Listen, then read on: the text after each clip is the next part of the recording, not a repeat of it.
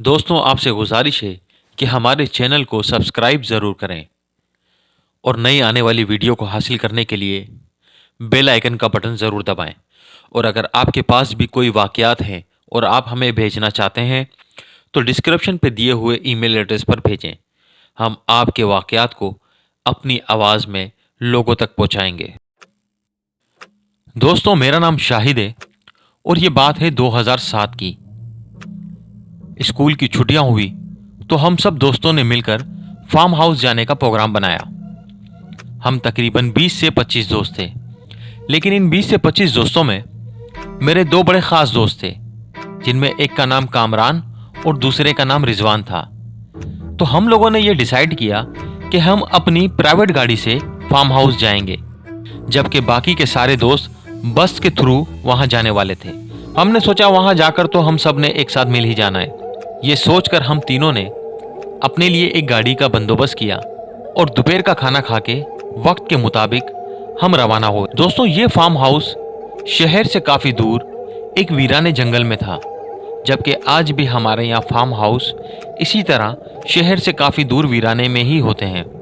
खैर, हम तीनों दोस्त बड़े मज़े से तेज़ आवाज़ में गाने लगाए, उसे सुनते हुए और इंजॉय करते हुए अपने सफ़र पर जा रहे थे। हर कुछ घंटों के बाद हम गाड़ी रोकते, किसी होटल पर बैठकर चाय पीते, कुछ देर बातें करते और फिर रवाना हो जाते। ये वक्त हमारा काफ़ी मज़े से गुजर रहा था। खैर, काफ़ी घंटों की ड्राइव के बाद जब शहर ख़त्म हुआ तो हम लोग जंगलों में पहुंच गए। यह रास्ता बड़ा सुनसान था और तब तक रात भी हो चुकी थी। रिजवान को थकन के मारे नींद आई तो वो सो गया, जबकि मैंने अपना मोबाइल निकाला तो वहां पर इंटरनेट का कोई नामो निशान ना था। इसलिए मैंने मोबाइल में गेम लगाई और मैं गेम खेलने लगा, जबकि कामरान चुपचाप ड्राइव कर रहा था। उन जंगलों में गाड़ी को चलते हुए अभी कुछ वक्त ज्यादा नहीं गुजरा था कि अचानक से गाड़ी बंद पड़ गई। मैंने कामरान से पूछा कि क्या हुआ। उसने कहा, यार मुझे नहीं पता, चलो उतर कर बोनट उठाते हैं और देखते हैं, शायद वहां पर हमें कुछ मालूमात मिल जाए। मैंने कहा ठीक है। जबकि रिजवान उसी तरह सोया हुआ था तो हमने उसे डिस्टर्ब नहीं किया। हमने बोनट खोला और हम इंजन को गौर गौर से देखने लगे कि शायद यहाँ पर कोई ऐसी चीज़ हमें पता चल जाए जिसकी वजह से गाड़ी बंद हुई। अब चूंकि यहाँ पे अंधेरा बहुत था, लाइट दूर दूर तक कोई ना थी, तो हमने अपने मोबाइल की फ्लैश लाइट जलाकर हम एक एक चीज़ को बड़े एहतियात से देख रहे थे। अभी खराबी ढूंढते हुए हमें कुछ वक्त ही हुआ था कि हमें झाड़ियों से एक जोरदार चीख सुनाई दी। इस चीख सुनने के बाद मैं हैरान हक्का बक्का हो गया कि इतने अंधेरे में, जहां दूर दूर तक कोई नामो निशान नहीं, कोई इंसान नहीं, कोई जानवर नहीं, लाइट भी नहीं, तो यहाँ कौन चिल्ला रहा है। इतने में कामरान ने मुझे हिलाते हुए कहा, यार रिजवान कहाँ है, वो तो गाड़ी में नहीं। ये सुनने के बाद मुझे एहसास हुआ कि कहीं वो चीख रिजवान की तो नहीं थी। हम दोनों ने सोचा कि चलो उस झाड़ियों में जाकर देखते हैं, शायद वहाँ रिजवान ही है। ये सोचकर हम दोनों उस झाड़ियों में पहुंचे। जब हम वहाँ झाड़ियों में पहुंचे तो हमने क्या देखा कि रिजवान की पीठ हमारी तरफ है और उसका चेहरा दूसरी तरफ है और वो किसी को जोर जोर से आवाज़ें देकर बुला रहा है। मैं भागकर उसके पास पहुंचा और मैंने उससे कहा कि क्या हुआ, कौन है, किसको आवाज़ें दे रहे हो। लेकिन उसने मुझे जवाब ना दिया और उसी तरह चिल्लाता रहा। मैंने ज़ोर से उसे हिलाया और फिर से वही सवाल किया कि कौन है, किसको आवाज़ें दे रहे हो। इस बार रिजवान ने मेरी तरफ देखा और बस देखता ही रहा, मुझे कोई जवाब ना दिया। इतने में कामरान मेरे पास आया और मुझे कहा कि इसे लेके यहाँ से चलो, यहाँ कोई भी नहीं है, ये शायद इसका वहम है। मैंने रिजवान को चलने के लिए कहा तो वो उसने सुनी अनसुनी कर दी और बस मेरी तरफ घूरता ही रहा। कामरान ने मुझसे कहा कि तुम इसका हाथ पकड़ो और इसे घसीट कर लेके चलते हैं। हम दोनों ने वैसे ही किया। एक हाथ मैंने तो दूसरा कामरान ने पकड़ा और हम इसे खींच कर लेके जाने लगे। लेकिन वो ना जाने क्यों जिद कर रहा था वहां पर जाने की। वो मुझे कहने लगा कि यार वो मुझे बुला रहा है, मुझे जाने दो। कामरान ने गुस्से से उसे कहा कि यहाँ कोई भी नहीं है तुम्हारे और हमारे सिवा, चलो आओ चुपचाप। ये कहकर उसे घसीटते हुए हमने गाड़ी में बिठाया और उसे गाड़ी में बिठाते ही उसने आंखें बंद करी और बेहोश हो गया। ये देखकर हम हैरान हो गए कि आखिर इसको हुआ क्या है। खैर, हम लोग दोबारा इंजन के पास गए तो हमें पता चला कि गाड़ी में पानी ना होने की वजह से इंजन गर्म होकर गाड़ी बंद हो गई।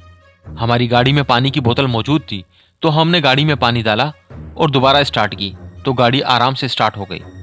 हम बड़ी जल्दी वहां से गाड़ी लेकर फौरन फार्म हाउस पहुंच गए। फार्म हाउस में आने के बाद हमने रिजवान को उठाया तो वो जाग गया। उसको लेके हम अंदर कमरे में गए और वहां पर जाकर हमने उससे पूछा कि आखिर पूरा माजरा क्या है, तुम्हें वहां पर क्या हुआ था। इस पर रिजवान ने जवाब दिया कि मुझे पिस आई थी जब मैं गाड़ी में बैठा था, तो मुझे बड़ी जोर से आई तो मैं उस झाड़ियों में गया। मैंने सोचा यहीं पर मैं पिस कर लूं। ये सोचकर जैसे ही मैं बैठा और मैंने पिस की, इतने में मैंने देखा कि एक अजीब सा छोटा सा बच्चा जो कि बिल्कुल नंगा था, उसने कोई कपड़े नहीं पहने थे। मेरे पिस करने की वजह से वो मेरे पास से उठा और रोता हुआ भागने लगा। उसको इस तरह झटके से उठता हुआ देखकर मैं घबरा गया और नीचे गिर गया।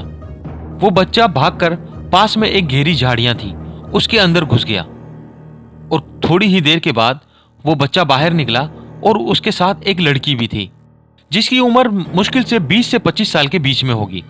वो लड़की मुझे शक्ल से एकदम काली लग रही थी, लेकिन उसने एक चादर ओढ़ी हुई थी। वो चादर कम से कम 8 से 10 मीटर लंबी थी, जो कि दूर तक जमीन पर फैली हुई थी। उस लड़की ने उस बच्चे को वहीं खड़ा किया और वो लड़की चलते हुए मेरे करीब आई।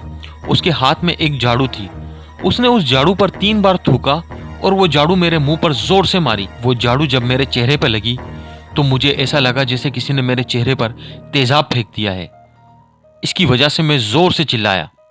उसके बाद मैंने देखा कि वो लड़की सीधा सीधा आगे चली गई और आगे पहुंचने के बाद उसने मुड़कर मुझे देखा और मुझसे कहने लगी कि हिम्मत है तो मेरे पास आओ। मैं उसे कहने लगा कि तुम कौन हो। इतने में तुम दोनों मेरे पास आ गए। उसके बाद क्या हुआ मुझे कुछ याद नहीं। जब रिजवान ने अपनी बात खत्म की तो कामरान हंसने लगा और मजाक बनाने लगा। मैंने कामरान से कहा कि यार हो सकता है कि ये इसका वहम हो, लेकिन इसमें हंसने की तो कोई बात नहीं। कामरान चुप हो गया। मैं कामरान को लेकर कमरे से बाहर निकल गया, जबकि रिजवान कमरे के अंदर ही बैठा हुआ था। मैंने बाहर निकलने के बाद एक बार फिर कामरान से कहा कि यार तुम्हें उसके सामने हंसना नहीं चाहिए था। कामरान मुझसे कहने लगा यार बेवकूफ है, देखो ना किस तरह की बातें कर रहा है। भला उस जंगल में वहां पर कौन होगा, हमें तो कोई नजर नहीं आया। अभी हम दोनों खड़े होकर यही बातें कर रहे थे कि कमरे से किसी गिलास के टूटने की आवाज आई। तो मैंने कामरान से कहा कि यार चलो अंदर चलकर देखते हैं क्या मसला है। पर कामरान ने एक बार फिर इसी तरह इग्नोर करते हुए कहा यार कुछ नहीं, पानी पी रहा होगा, हाथ से गिलास छूट गया, टूट गया होगा, इसमें कौन सी फिक्र करने की बात है। मैंने कहा यार उसकी तबीयत सही नहीं, चलो चल के देखते हैं, शायद कोई परेशानी हो। उसने कहा चलो ठीक है। जब हम दोनों अंदर गए तो ये मंजर मैंने अपनी आंखों से जब पहली बार देखा तो मुझे अपनी आंखों पर एतबार ना रहा। हमने देखा कि रिजवान के हाथ में टूटे हुए कांच के टुकड़े हैं और वह अपने चेहरे को उन कांच के टुकड़ों से खुरेद रहा है और उसका चेहरा पूरा खून खून हो चुका है।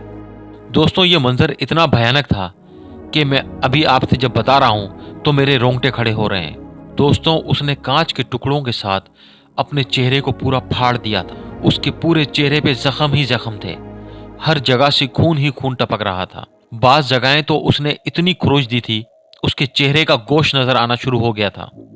मैंने और कामरान ने दौड़कर हम दोनों ने उसके हाथ पकड़ लिए, लेकिन उसने मुझे ऐसा धक्का दिया कि मैं उससे 4 फीट दूर जाकर गिरा।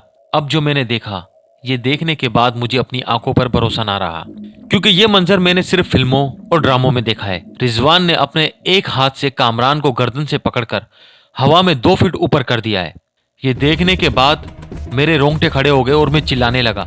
मैं जोर जोर से रिजवान रिजवान कहने लगा, मगर उसको मेरी बात का कोई असर ना था। मैं दिल ही दिल में अल्लाह से दुआ करने लगा कि या अल्लाह ये रिजवान को क्या हो गया है। अब मेरी कुछ समझ में नहीं आ रहा था कि मुझे क्या करना चाहिए, जबकि रिजवान अपनी भारी आवाज में कामरान से कह रहा था तुझे बड़ी हंसी आती है, अब हंसना, अब हंस के दिखा।